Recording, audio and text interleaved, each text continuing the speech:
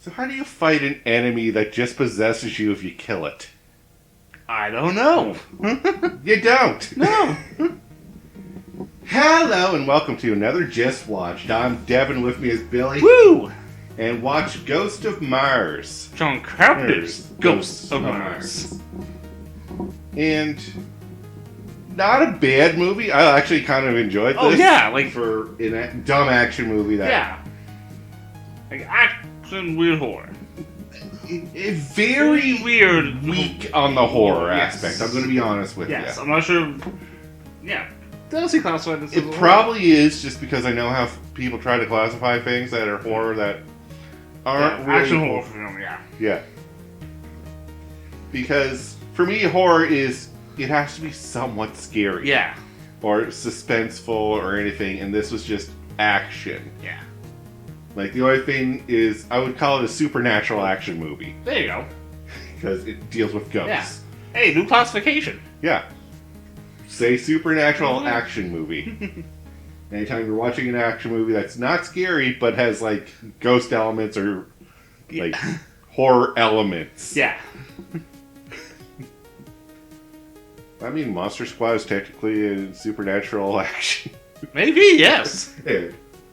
So, simple plot, Billy. Alright, so Burroughs police go to retrieve a prisoner, and the settlement's butchered, and they gotta deal with ghosts. There. I'm trying to think, right? Yeah, I know. That's the problem with the plot of this movie. It's like, okay, what do I focus on? Yeah. So, simple plot is an officer in this incident is recollecting the story of how she went to collect this prisoner and all hell broke loose Yes, in there this you go. mining settlement on Mars. There you go, yes. And this movie was originally supposed to be the third Escape movie. Yeah.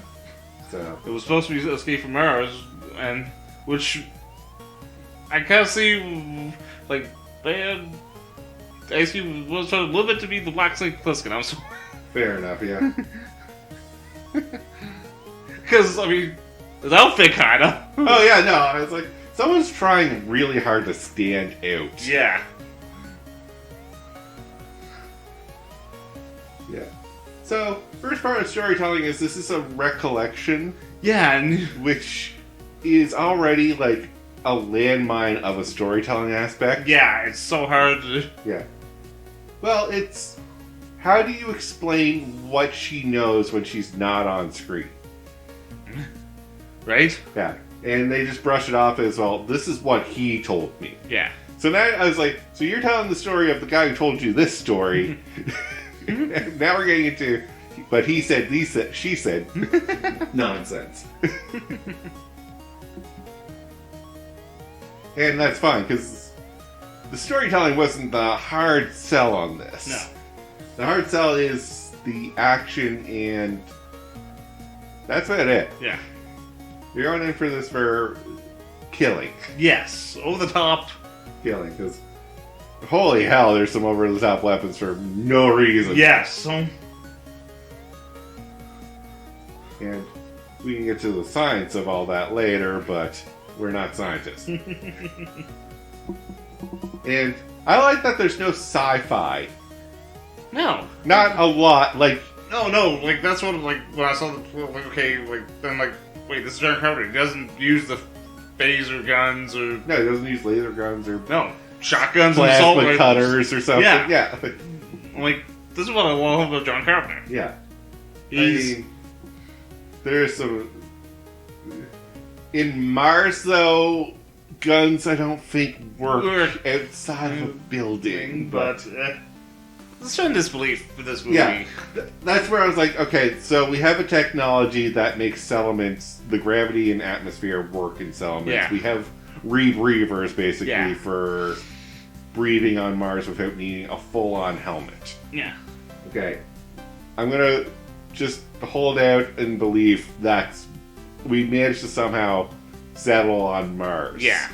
We were told at the beginning we settled 84%. Yeah. We're transitioning, we're almost 100% livability on Mars. Yeah. Okay. And don't have to explain any of that. Yeah, You just say, this is how the setting works. Alright, so again, I don't know if the scene by scene is gonna be... No, this is... Right? Yeah. It's... We take a train to the planet. We're told the debriefing of this demolition or devastation. Desolation. Desolation Williams. And he's the worst criminal we've ever seen on Mars. So extra caution on him. Yeah. Because he got stolen, he had stolen money, and anyone was killed, so they blame him. Yeah. Which... He was just gonna rob them, he wasn't gonna kill them. No. Like, we find out he's not that bad of a guy. Because I like that, no, I'm just waiting, I have some time to kill. Like, tell the story that shows the flashback, him cocking the shotgun. Yeah. And so we take the train there. We find out that things aren't right here in this mining town on Mars. We find our prisoner, and we start to learn that he might not be the cause of all this. Then we find the crazy doctor who's basically explains, like, Ghost Joe. Yeah. And ghosts are turning people into violent killers because they're ghosts of Mars warriors who passed away a long time ago.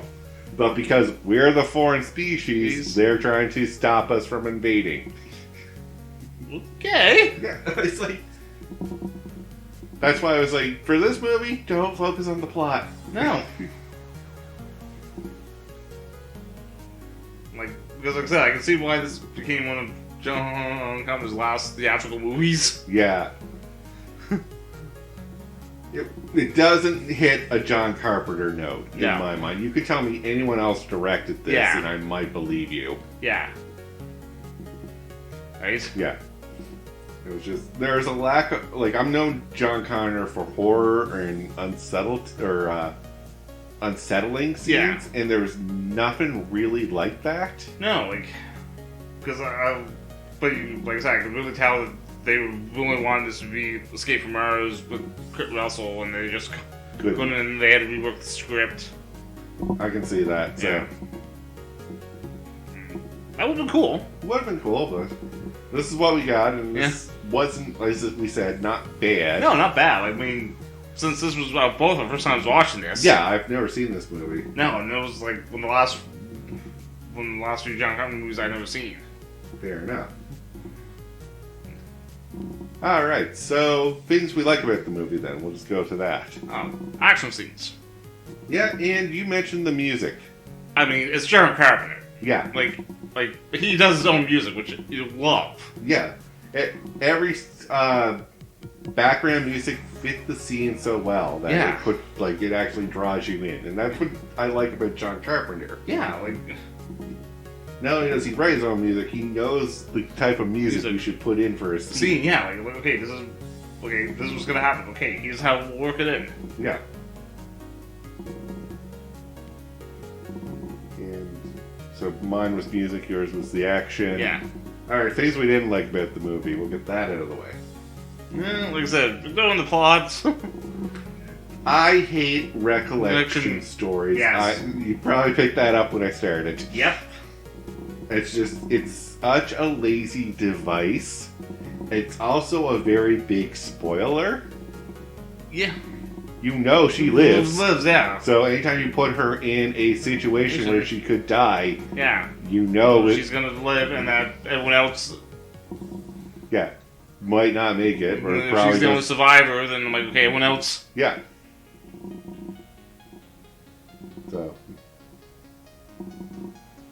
Yeah, that's the big thing about that is, like, there's huge spoilers. You can set up, there's so many plot holes, and it just doesn't flow well. Yeah. I was like, the only reason they wanted to do the recollection story is because they wanted to set up the ending. Yeah. And I was like, could have done without that. Yeah. Right.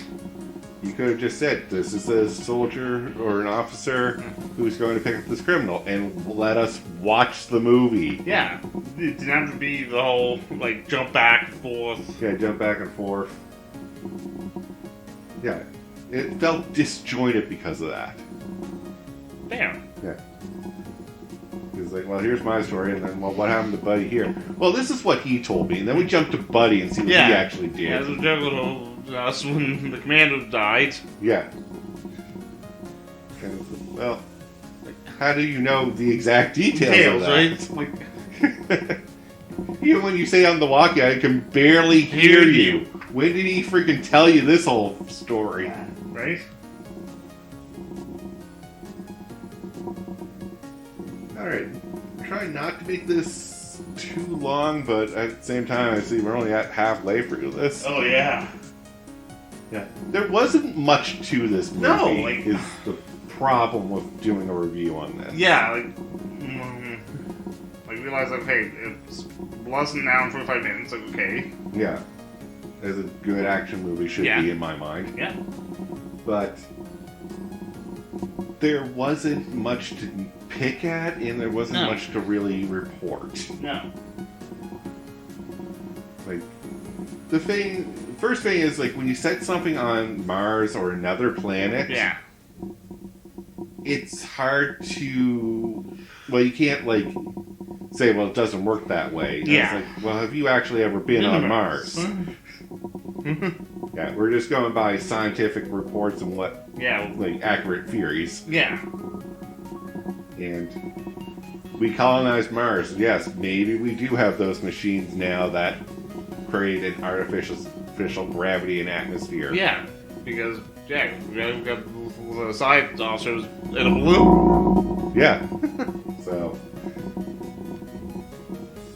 you covered your bases there, put it on Mars. If this was on Earth, there'd be a lot more problems. Oh, yeah. The ghost fart gas. Yeah. I was like, okay, this is going to set up some plot. Like, I was like, this is going to be our stinger, is that this gets further on Mars. Yeah, and that's how they ended it. Yeah. It attacked one of the major cities. Yeah. But the plan to go back and nuke it? No. I was like, okay. So what we understand so far about this is, if this gas gets inside you, infects you, and you turn into one of these crazy soldiers that will attack all humans. But if we kill you, the gas gets out and will just possess someone else. So, neutralize them. Don't kill them. Right? Yeah. Like, the best example of this, and my god, that useless blonde, the other... Oh, the rookie? The rookie. Oh, yeah. Like, she clucks all around, and then we have one of the things in a holding cell. We know that if you kill the thing, it gets loose. And what does she do? She kills it. It was perfectly safe in the cell, not harming anyone, and just out of frustration, she kills it. Yeah. Or creep or whatever, she got nervous around it and killed it. Yeah. And then, of course, it infects the lieutenant. Our main character. But we know the lieutenant makes it alive, so this whole trip scene just doesn't make sense other than to explain what it is more. Yeah, really, like, that's the only thing. You know she's alive, so there's no... Yeah. And then we have the acid trip. Like, this is the only part where I was like, this is technically horror, because we're seeing creepy shit on an acid trip, but... Yeah, this was John Carter Flourishes. Yeah. And I was like, why can't we be fighting the fish guy Martians? Yeah, I'm like, what the hell are those guys? Yeah. What were those? Apparently they died a long time ago and turned into fart gas. Rage-aholic fart gas. Yeah. Who self-mutilation to do S&M. Yeah, oh no, they, like, I love how we depict how crazy they are. Yeah. Oh, they self-mutilate, they're into really weird shit, Yeah. and they love killing. Yeah. Because you see one girl, I was like, They really go Mad Max. yes, that's what I was really thinking. Like, this is. But like, they look more like the Max characters. Yeah, Just turned up. yeah. Alright, so final thoughts then before we wrap up. No, I mean, like I said, not bad. I'm like, not bad John Carpenter movie. Not bad. I can see why it failed the box office, but I don't see why it's got a cult following. Yeah, it's definitely one of those where, yeah, I see where people originally watched this and told everyone's like, that's a garbage movie, Yeah. don't watch it. But then, when you have a cult following for John Carpenter, people start watching his stuff more. Yeah. And, yeah, it's not a movie you can really hate. No. It's just not a movie that really, like, you can praise. No. Because, oh yeah, the like, bladed weapons. You want to mention? Oh, yeah, no, I thought we were just going to do that as a gag to sidestep. Alright, so. So yeah, we just have a bunch of random tools and weapons that tools that we shaped into weapons. And the weirdest one is the saw blades that like they fling them like kind of like frisbee. a frisbee. There's a device that they use. It's like a lacrosse. Okay. It's like this little disc thing that Yeah. holds them. And I was like, those have to be very sharp, and also, how the hell are you flinging it so hard that it like insta-cuts someone? I know. Like, at first I was laughing because like you see them ping off the ground, and I was like, they're throwing freaking saw blades. Oh my god! They're not gonna do anything. They're gonna like that would hurt when you got hit by one, but no, not devastatingly decapitate someone. A couple seconds later. Oh. It's like they're destructo discs. Okay. Well, that's all I had to really point out on that. I was like, some of the weaponry was just a little like obscure and also silly. Yeah. Like that sword, I was like, Yeah. it makes sense in a way, but at the same time, why would they shape the sword like that? Yeah, and the It's handle. kinda- like, I understand they found probably a blade of a saw Yeah, and it's- shaped it into a weapon, Yeah. but it's too curved. So that means there's a deliberate attempt to make it into a sword, but then you didn't go all the way and make a handle for it. Yeah. But that's all I have. So with that, we'll call the episode here. So thank you all very much for watching. See, I don't know. I think you would make a pretty good cop. I think you make a good crook. Yeah, right now.